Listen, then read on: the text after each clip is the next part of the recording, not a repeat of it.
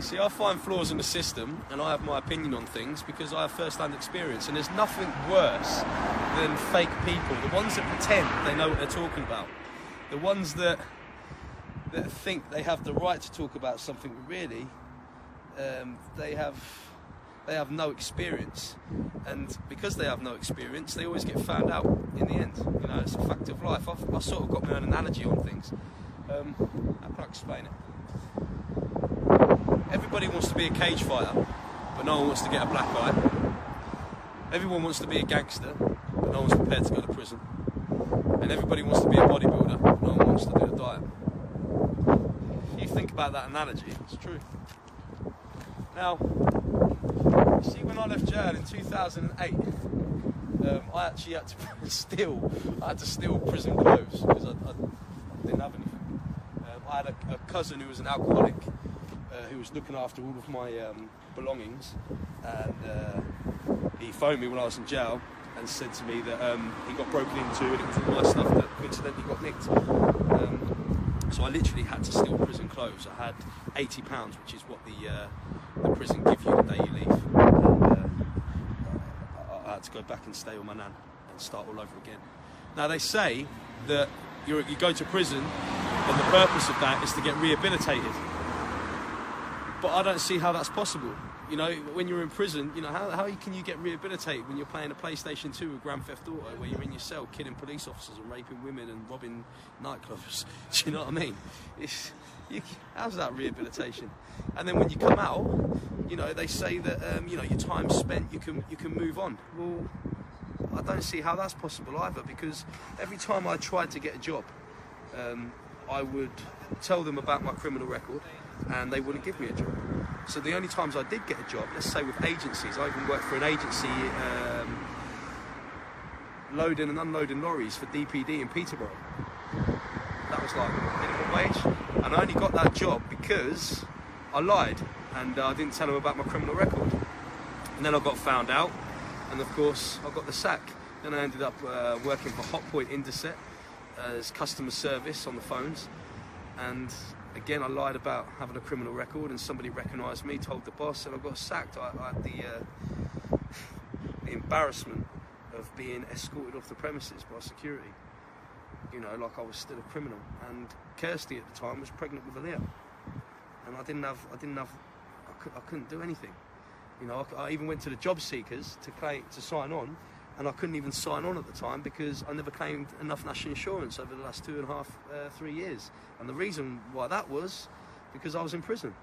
So it's sort of a catch-22, and you wonder why people end up committing crimes and going back to prison. I remember walking out of the job centre, being told I couldn't sign on after being sacked by agencies, can't get a job, Kirsty's pregnant, and I remember being at the traffic lights when these lads drove up in this convertible Mercedes, blasting out hip-hop. They had all the chains on. I was just looking at them thinking, man, bang him in the face, take what he's got, and just, what else, what other choice have I got? But I didn't. I decided to be cleverer than that. And the people that do that don't have a brain. So it was alleged from that point that I started selling steroids out of the boot of my car. You know, from apparently old friends, training partners and doormen. It was alleged that I built myself up so big that I ended up being a part of one of the biggest underground steroid labs in the UK, Chemical Solutions. It was also alleged that they used to operate out of here. 2 containers, 40-foot containers. And then in 2015, 2014, they got busted, and they lost £114,000 overnight. It was alleged that I was a part of that, and everybody around me, including my family, my close friends all got arrested and all got questioned about me. I never got arrested or called in for interview, not once. I had invested some money at the time, and I had a gym started and I had a shop.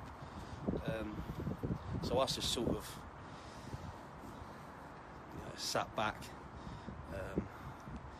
listened to all of the allegations that people were sort of making, and I just let it blow over. But I think that's probably why I get a hard time from the police now, because I've built a successful business up from an internet following, and it's quite hard to believe that I'm in a position I am now just from social media, from something that happened pretty much overnight. I mean, after all that was alleged, soon after, I then found out that my business partner, Luke Nichols, of 3 years, robbed me. The credit card machine was getting paid into his personal bank account for 3 years. The business wasn't registered as a partnership, it was registered as a sole trader under Luke Nichols. He shafted me good and proper, and it was Simon Fan, one of my best friends in Birmingham, who owns Ultimate Fitness, who gave me 25 grand cash to get him out. And I got him out, and then I think it was 2 days later, Luke had broken into my gym and took the safe. I had a contract made to say that he couldn't open another gym within 10 miles for 2 years, and he left all the money, left all the supplements, took the safe that he fitted, and the only thing that was in that safe was the contract, funnily enough. But it was raining that night. White Arches Caravans, which is a business next door, had them on camera, and a bit of paper had happened to fall out off the printer, and they left a clear footprint. So I think the following day Luke Nichols was arrested, and his house was searched, but they didn't find anything. I had all that going on, and then obviously throughout the following 6 months after that, Luke Nichols and his missus, Sian Jodie Bates, they couldn't handle the fact that they lost Alpha, and they got to Lindsay, my partner at the time. We had a son just been born, and they told Lindsay that I cheated on her for over 1.5 years, which wasn't true. And then Lindsay planned to leave me over a period of 3 months, slept with me right up until the day before. I was none the wiser. I come home one day, 2 days after Christmas, and she disappeared with my son.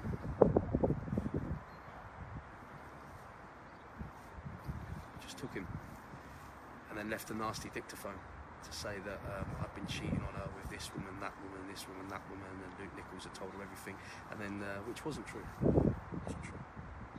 Never had done that to her.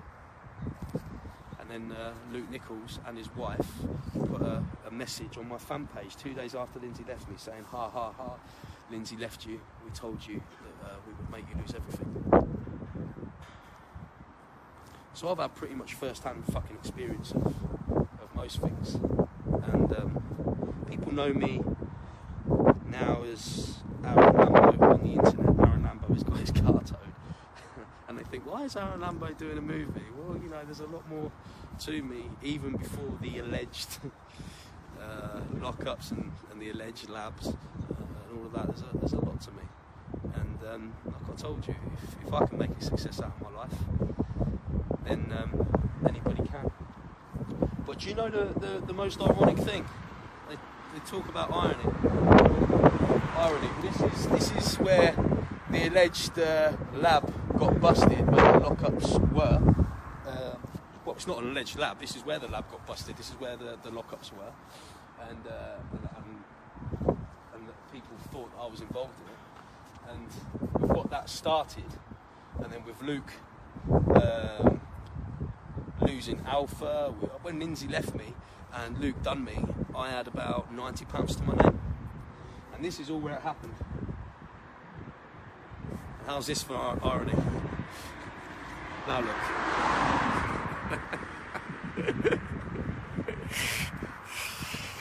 You never know what's round the next corner. It's true. Don't ever fucking give up, because one day you might be sitting in a cell thinking, fuck.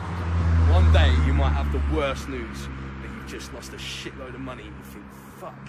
One day you might go home and your missus is gone, or she's with another man, or fuck. One day you think your closest friends, the ones that you were there for, that you lied for at one point, that you backed up at one point, that you made yourself skimp for at one point, lent them your rent money at one point, fuck you, and you think, fuck.